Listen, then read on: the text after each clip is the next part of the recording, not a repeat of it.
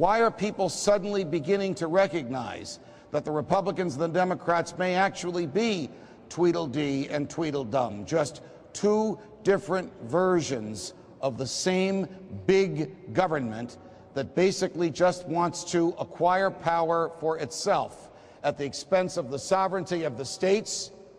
Well, Pennsylvania calls itself a commonwealth, and at the expense of our individual liberty. Jake Hornberger stays with us. Jeff Frazee, who's the executive director of Young Americans for Liberty, joins us. Irina Schneider is the president of the Washington, D.C. chapter of the Forum for Freedom, and Alexandra McCobin with Students for Liberty stays as well. Irina, why is the average age of people in this room about 19? Now, if you take me out of that group, the average goes down even lower. Well, students are interested in liberty. Liberty has become one of the biggest topics out on our campuses, especially after the economic crisis. Students are starting to question where are their futures going, what are the politicians doing, where is our money going to go, and why are we going to be in debt? Are we going to take responsibility for this? Well, we're the future leaders. We have to ask ourselves, what are the incentives that the politicians are taking? What do we do about it? Jeff, are the young people who are questioning the government today, were they questioning it in the Bush administration? Were they questioning the Patriot Act? Were they questioning the authorization to use military force, which wasn't a declaration of war? Or is it just fashionable today because the Democrats have 2/3 control of both houses of Congress? I believe they were, and I think a lot of them got fooled with Obama. And a lot of them are coming around now and seeing that, look, these are the two wings of the same bird here, the Republicans and the Democrats, and we've got to wake up. And we've got to see that it's not just the Republicans that have been taking away our liberties, but now it's the Democrats. Alexander, did libertarians vote for Barack Obama because they were sick and tired of the prior administration? And did they have some false hope that he would mean what he said with respect to liberty and the Constitution, and are they now seriously disappointed? I don't think libertarians are disappointed at all. I think most libertarian students in particular are not looking to politics for the answer. They're empowering themselves in order to fight for liberty.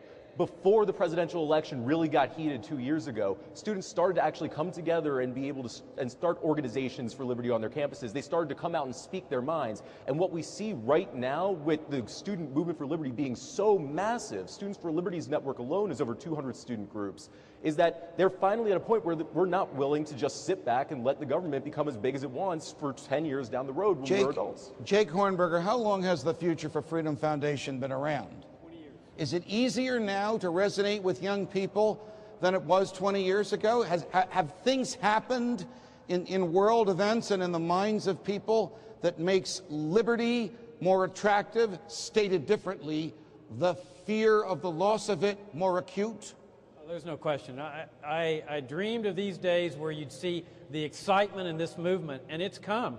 Despite the darkness that comes out of Washington, D.C., this movement is the light that is shining through that darkness. And to see all these young people involved in this movement, see this revitalization of where people are talking about the socialist threat and the foreign policy threat and the welfare state and the warfare state, the Federal Reserve, these are exciting times. This show, these are exciting times. Now, Jeff, you know this is so because you and I have been at a lot of these events together. And if I'm the speaker, you see the young people mob me after I speak. It is not I that they mob.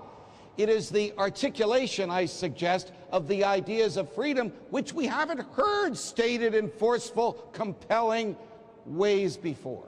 You're right, it's the ideas. You got to be careful, Judge, because you may get drafted for 2012. I already hear there's a lot of people, a lot of young people talking about that. My bosses at Fox are listening, so you better change the subject. It is the ideas. It is the ideas. And Congressman Paul, who is the primary example, he will quickly say, take the attention off of himself and say it's the ideas that are carrying this movement. It's the ideas that are carrying this this large student-led movement, and that's what we're hoping to continue. What do the students do, Irina, in a typical November election? I mean, do they pick a Democrat? Do they pick a Republican? Do they back an independent party candidate? Do they not get involved in state house races or in congressional races at all? What's the prevailing thought on that today? It's got to be very frustrating. It is very frustrating, and oftentimes we see this where we have campuses just overcrowded with students who rush towards, the statist and who rush towards the Democrat because they think that the state can take care of them. But more and more lately, in the past 2 years, we've seen such an increase in the rise of students who really care about the ideas of liberty, and they question, why does the state get to apportion where my life, liberty, and property goes? Why don't I have the responsibility for that? And that's one of the biggest issues here today, and a lot of students, in fact, are starting to turn around and run for office on a more libertarian platform. Alexander, are there people on college campuses today, young people, who really want the government to take care of them, who would sacrifice their liberty for some type of false government dependency? I actually think that there aren't many students like that these days. You talk to a typical college student, they are more libertarian than almost anyone else in older generations. There's never been a more pro-liberty generation than there is today. Students for Liberty has been running regional conferences all around the United States for the past 3 weeks, and we have 2 more going on in 2 weeks. All of these students, hundreds of them coming out, don't want the government to take care of them. They want the government to get out of their lives and be able to run it as they want to see fit. Jake, when you and I were younger, and I was younger longer ago than when you were younger, we used to call people that believed in limited government and maximum individual liberty conservatives. Does that title still hold today after the, forgive me, compassionate conservative that just vacated the White House? Of course not. Long ago, libertarians threw in the towel. They accepted the premises of the big government state. They wanted respectability, they wanted power, and they figured the only way to do that was to surrender their principles. That left a void that the libertarians have filled. We're the only ones now that stand for genuine liberty, free markets, private property, the Constitution, limited government. And we stand for principle. We don't trade our principle for the sake of political power or popularity, and that's what's attracting people to this movement. Irina, do young people understand that if the present administration gets its way, they will have to pursue happiness in a non-commercial way, because the government will tell them what they can invest, how they can invest it, and what they can earn off of that investment? And if they do understand that that might be coming, doesn't it terrify them? Absolutely. There's always this idea that, maybe the state can take care of me. Maybe the state can balance things. Maybe it can ensure me a good lifestyle in the future.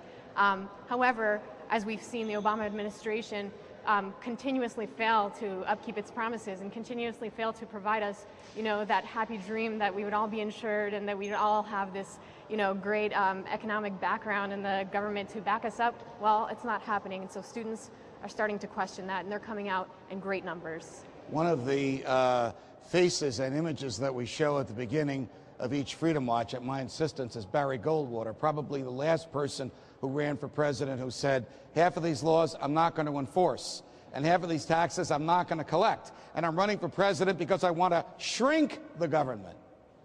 Will we ever see the likes of that again from a serious candidate for the White House, Jake Hornberger? Well, I have to confess, Judge, that I was actually a liberal back in those days, and my man Lyndon Johnson beat your man.